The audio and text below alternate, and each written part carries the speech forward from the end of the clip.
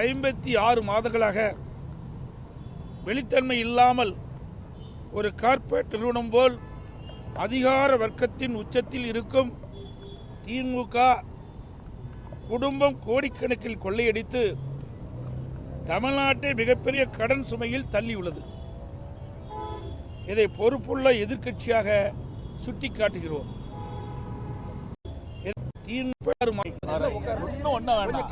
எதுக்கு மறுபடியும் மேல தூக்குறீங்க? எல்லாத்துக்கும் எடுக்கும் மைக்கு. அனைத்து ஊடக வலியுறுத்தியுள்ளோம். 56 மாதங்களாக வெளித்தன்மை இல்லாமல் ஒரு கார்ப்பரேட் நிறுவனம் போல் அதிகார வர்க்கத்தின் உச்சத்தில் இருக்கும் திமுக குடும்பம் கோடிக்கணக்கில் கொள்ளையடித்து தமிழ்நாட்டை மிகப்பெரிய கடன் சுமையில் தள்ளியுள்ளது. இதை பொறுப்புள்ள எதிர்க்கட்சியாக சுட்டிக்காட்டுகிறோம். திமுக கடந்த 56 மாத காலம் வருடத்திற்கு 1 லட்சம் கடன் வாங்கி தமிழ்நாட்டை மிக கேவலமான வகையில் நிர்வாகம் செய்து ஏற்கனவே இருந்த கடனை விட கூடுதலாக சுமார் 4 லட்சம் கோடி கடனை அதிகரித்துள்ள நிர்வாக திறனற்ற திமுக அரசின் சாதனை. ஆட்சிக்கு வந்த ஒரு வருடத்திலேயே விடியா திமுக அரசு கொள்ளையடித்த எல்லா ஆடியோவிலும் வந்த செய்தி 30,000 கோடி ரூபாயை திரு சபரீசன் அவர்களும் திரு உதயநிதி அவர்களும் என்ன செய்வதென்று தெரியாமல் தவித்து வருவதாக அப்போதைய நிதியமைச்சர் திரு பழனிவேல் தியாகராஜன் அவர்கள் தெரிவித்தது அனைவரும் அறிவீர்கள். ஒரு ஆண்டுக்கே இவ்வளவு என்றால் இந்த 4.5 ஆண்டுகளில் எவ்வளவு கொள்ளையடித்திருப்பார்கள் என்று கணக்கிட்டு பாருங்கள். ஊழல் செய்வதை தவிர இவர்கள் தமிழக மக்களுக்கு எந்த நன்மையும் செய்யவில்லை.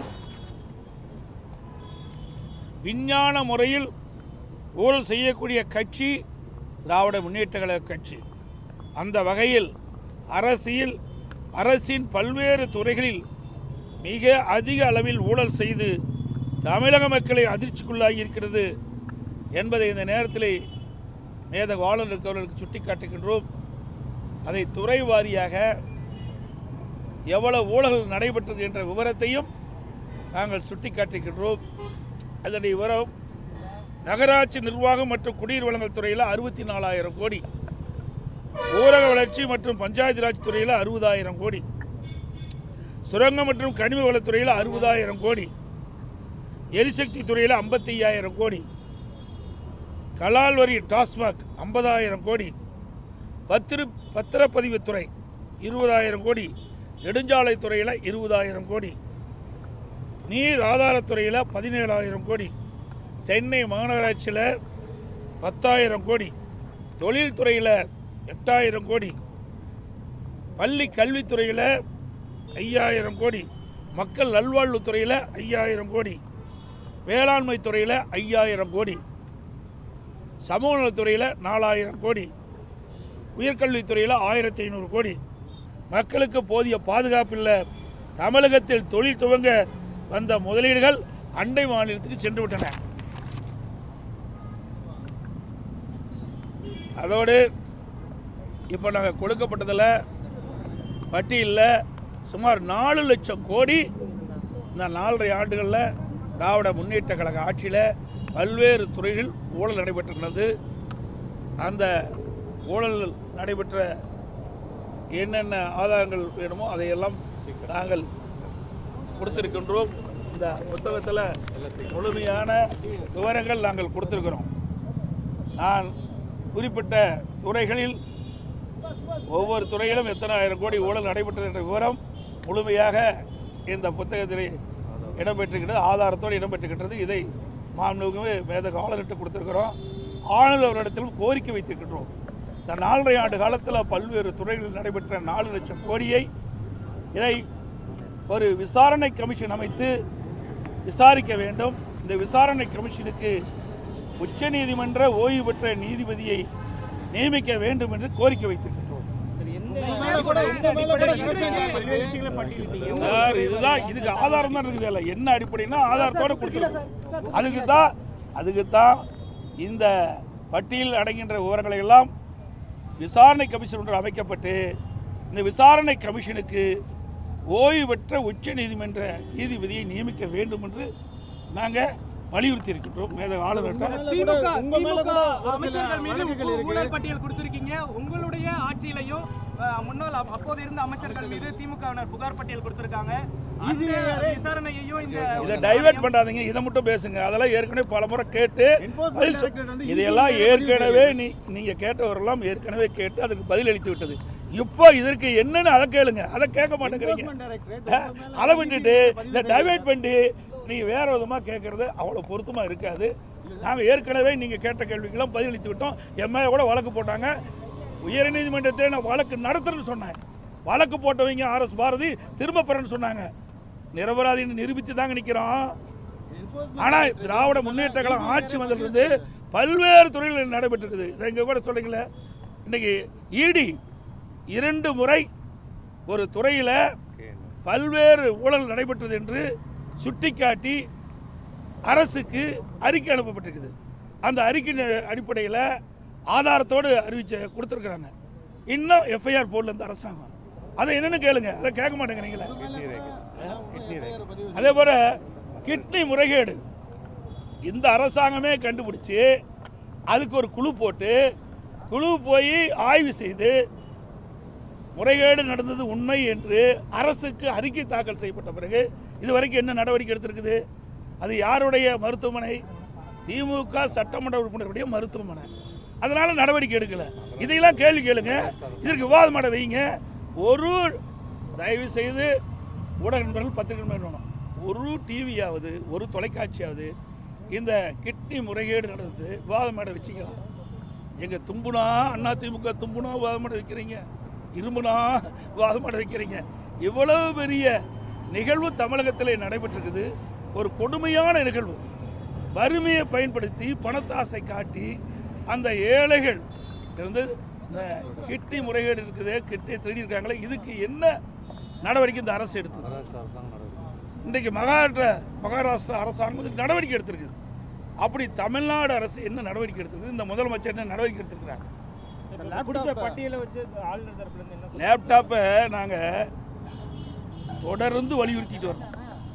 இந்த ஆட்சி பொறுப்பேற்ற பிறகு நம்முடைய விஞ்ஞான கல்வி, நம்முடைய மாணவர்கள் திறமையான மாணவராக உலகத்தரத்திற்கு ஏற்ற கல்வி விஞ்ஞான முறையில் கொடுக்க வேண்டுவதற்காகத்தான் மாண்புமிகு புரட்சித் தலைவி அம்மாவர்கள் சிந்தனையில் ஒதுக்கப்பட்ட இந்த மடிக்கணி திட்டத்தை நடைமுறைப்படுத்தணும்னு சொன்னோம். அதிமுக ஆட்சி இருக்கின்ற வரைக்கும் சுமார் 52,36,000 மடிக்கணின்னு மாணவர்களுக்கு கொடுத்தோம். திராவிட முன்னேற்ற கழக அரசு 4 ஆண்டு காலமாக அதை கிடப்பில் போட்டுடுது. இப்பொழுதுதான் அந்த மடிக்கணியை கொடுப்பதாக அறிவித்து முதற்கட்டமாக கொடுத்துருக்க செய்தி வந்திருக்குது. நாங்கள் பார்த்தேன். இதை கொடுப்பதில் நாங்கள் வரவேற்கிற எந்த மாற்று கருத்துங்க. ஏன்னா இது அனைத்து இந்திய அண்ணா திராவிட முன்னேற்ற கழக அரசு கொண்டு வந்த திட்டம். அந்த திட்டத்தை இவர் இப்போ தான் கடைபிடிக்கிறாங்க. இதை ஏற்கனவே நாங்கள் குறிப்பிட்டவாறு இந்த ஆட்சி அமைந்தவுடன் மாணவ செல்வங்களுக்கு இந்த மடிக்கணினி கொடுக்கப்பட்டிருந்தா பயனுள்ளதாக இருந்திருக்கு. சரி, இப்போது கொடுக்குறீங்களே, எதற்காக கொடுக்குறீங்க? நடைபெறுகின்ற தேர்தலில் இந்த மாணவருடைய வாக்கு தேவை, அதற்கு தான் இந்த லேப்டாப் கொடுக்குறாங்க ஒழிய மாணவன் நலனுக்காக கொடுக்கல, மாணவனுக்கு நன்மை கிடைப்பதற்காக கொடுக்கல. அப்படி கொடுக்குவதாக இருந்தால் இந்த அரசு 2025ஆம் ஆண்டு கல்லூரி திறப்பதற்கு முன்பு கல்லூரி திறந்த பிறகு கொடுத்துருந்தா கூட பரவாயில்ல. அப்பவும் கொடுக்கல. அப்போ கல்லூரி சேர்ந்த மாணவர்கள் கடனை உடனே வாங்கி லேப்டாப்பை வாங்கி படிச்சுட்டு இருக்கிறாங்க. அதாவது இன்றைக்கு 3 ஆண்டு நிறைவுப்பட போகுது. இன்னும் 2 மாதத்தில் 3 ஆண்டு நிறைவு பெற்று மாணவர்கள் வெளியேற போகிறாங்க. அப்போது இந்த லேப்டாப் கொடுக்குறீங்க, அதனால் என்ன பயன்? ஆக இந்த அரசோடைய நோக்கம் என்ன? தேர்தலில் அவருடைய வாக்கு கிடைக்க வேண்டும், அதுதான் நோக்கம். மாணவர்களுக்கு நல்லது செய்வோம், நன்மை செய்வோம் நோக்கமே இல்லை. அப்படி உண்மையிலேயே மாணவர்களுக்கு நல்லது செய்வோம் இந்த அரசா எண்ணி இருந்தால் நாங்கள் வைத்த கோரிக்கை, இந்த ஆட்சி ஏற்பட்ட உடனே நாங்கள் கோரிக்கை வச்சோம். நீங்கள் தொடர்ந்து நம்முடைய மாணவ செல்வர்களுக்கு அதிமுக ஆட்சியில் வழங்கி வந்த அந்த லேப்டாப் கொடுக்க வேண்டும் என்று கோரிக்கை வைத்தோம். அந்த கோரிக்கை நிறைவேற்றுறதை இன்னைக்கு 4 ஆண்டு காலம் கொடுத்துருக்கலாம். அதாவது இப்போ எல்லாமே தேர்தல் நோக்கி தான் இந்த அரசு பயணம் பண்ணிட்டு இருக்குது. மக்களுக்கு நன்மை செய்வதற்காக கொடுக்கல, மக்கள் படிக்கின்ற கஷ்டத்தை பார்த்து கொடுக்கல. வருகின்ற சட்டமன்ற தேர்தலில் திராவிட முன்னேற்ற கழகத்துக்கு மக்களுடைய செல்வாக்கு இழந்து விட்டார்கள். தோல்வி பயம் வந்துட்டது. அதில் எப்படியெல்லாம் இந்த மக்களை ஏமாற்றி விஞ்ஞான முறையில் அவருடைய வாக்குகளை பெறுவதற்கு தான் தந்திரமாக இந்த ஸ்டாலின் அவர்கள் இந்த அறிவிப்பை வெளியிட்டிருக்காங்க. அதன் அடிப்படையில் தான் குடும்ப அட்டைக்கு இன்றைய தினம் 3000 ரூபாய் அறிவிச்சிருக்கிறாங்க. ஏற்கனவே திரு ஸ்டாலின் அவர்கள் எதிர்க்கட்சியில் இருக்கின்ற பொழுது, நான் முதலமைச்சர் இருந்த காலத்தில் அதிமுக ஆட்சி நடைபெற்ற பொழுது குடும்ப அட்டைக்கு ஏன் 2500 ரூபாய் கொடுக்குறீங்க, 5000 ரூபாய் கொடுக்கணும்னு இதே முதலமைச்சர் அன்றைய தினம் கோரிக்கை வச்சார். அந்த அடிப்படையில் தான் நான் 15 நாளுக்கு முன்பாகவே எங்களுடைய எழுச்சி பயணத்தின் போது கூட்டத்தில் தெரிவித்தேன், திரு ஸ்டாலின் அவர்களே, நீங்கள் 5000 ரூபாய் குடும்ப அட்டை கொடுப்புன்னு கோரிக்கை வச்சீங்க. அதன் அடிப்படையில் இந்த 3 ஆண்டு காலமாக பொங்கல் தொகுப்பு தான் வழங்கப்பட்டது, பொங்கல் பரிசு கொடுக்கல. அதன் அடிப்படையில் இது உங்களுக்கு இறுதி ஆண்டு, இனிமேல் திமுக ஆட்சிக்கு வருவது என்பது இயலாத காரியம். கடைசியிலாவது மக்கள் மகிழ்ச்சியோடு இருக்கின்ற அடிப்படையில் எல்லா குடும்ப அட்டைக்கும் 5000 ரூபாய் வழங்க வேண்டும். நீங்கள் வைத்த கோரிக்கை தான் இப்போ நான் சொல்கிறேன்னு சொல்லிடுறேன். ஆனால் இப்போ 3000 தான் கொடுத்துருக்குறாங்க. தெரியல, எனக்கு இப்போ தான் வந்திருக்கு, எனக்கு தெரியல. அது முழு விவரம் கிடைத்த பிறகு அதற்கு உண்டான பதில் சொல்கிறேன். தாங்க எல்லாமே தேர்தலை நோக்கி கொடுக்கப்பட்ட அறிவிப்பு. 2021ஆம் ஆண்டு எப்படியாவது ஆட்சிக்கு வர வேண்டும் என்ற அடிப்படையில் நிறைவேற்ற முடியாத அறிவிப்புகள்லாம் அறிவித்தாங்க. அறிவித்தபடி அந்த தூய்மை பணியாளர்கள் கேட்குறாங்க. இந்த அரசாங்கத்தில் 2021ஆம் ஆண்டு திராவிட முன்னேற்ற கழக தேர்தல் அறிக்கையில் என்னென்ன வாக்குறுதி கொடுத்தீங்களோ அந்த வாக்குறுதி அடிப்படையில் தூய்மை பணியாளர்கள் இந்த அரசாங்கத்தை கேட்குறாங்க. அவர் கேட்குறது நியாயம் தானே? நீங்கள் கொடுக்கப்பட்ட வாக்குறுதி தானே கேட்குறாங்க. நீங்கள் கொடுக்கப்பட்ட வாக்குறுதி அடிப்படையில் தான் நாங்கள் வாக்களித்தோம், நீங்கள் முதலமைச்சராக இருக்கிறீங்க, உங்களுடைய ஆட்சி வந்திருக்குது, அதனால் நிறைவேற்றுன்னு அவர்கள் போராட்டம் நடத்தியிருக்காங்க. ஆனால் இந்த அரசாங்கம் கொடுக்கப்பட்ட வாக்குறுதியை எப்பொழுதுமே நிறைவேற்றிய சரித்திரம் கிடையாது திமுக அரசாங்கத்தை பொறுத்த வரைக்கும். அதுபோல் 525 அறிவிப்புகள் 2021ஆம் ஆண்டு அறிவித்தாங்க. அதில் 4இல் 1 பங்கு கூட நிறைவேற்றலை. இதுதான் உண்மை, யதார்த்தம். இது மட்டும் இல்லை, இன்றைக்கி தமிழகத்தில் பல போராட்டம் நடந்துருக்கு. விவசாயிகள் போராட்டம், பஸ் தொழிலாளர் போராட்டம், செவிலியர் போராட்டம், இடைநிலை ஆசிரியர்கள் போராட்டம், தூய்மை பணியாளர் போராட்டம், இப்படி எல்லா தரப்புமே இன்றைக்கி போராட்டத்துக்கு வந்துட்டாங்க. வீதியில் வந்து போராடிட்டு இருக்கிறாங்க. இன்றைக்கு தமிழகம் ஒரு போராட்ட களமாக மாறிவிட்டது. இந்த ஆட்சி விரைவில் அகற்றப்படும் என்று இதிலிருந்து தெரிகிறது. நடைபெறுகின்ற சட்டமன்ற பொதுத் தேர்தலில் அனைத்து இந்திய அண்ணா திராவிட முன்னேற்ற கழக தலைமையில் அமைக்கப்பட்ட கூட்டணி அதிக இடங்களில் வென்று அனைத்து இந்திய அண்ணா திராவிட முன்னேற்ற கழகம் தனி பெரும்பான்மையோட ஆட்சி அமைக்கும். இவ்வளோ பெரிய ஊழல் எந்த மாநிலத்தில் நடக்கல, தமிழ்நாட்டில் தான் நடந்திருக்குது. அதுக்கெல்லாம் மக்கள் உரிய தீர்ப்பை வருகின்ற சட்டமன்ற தேர்தலில் அளிப்பார்கள் என்று சொல்லி அனைத்து ஊடகங்களுக்கும் நன்றி, வணக்கம்.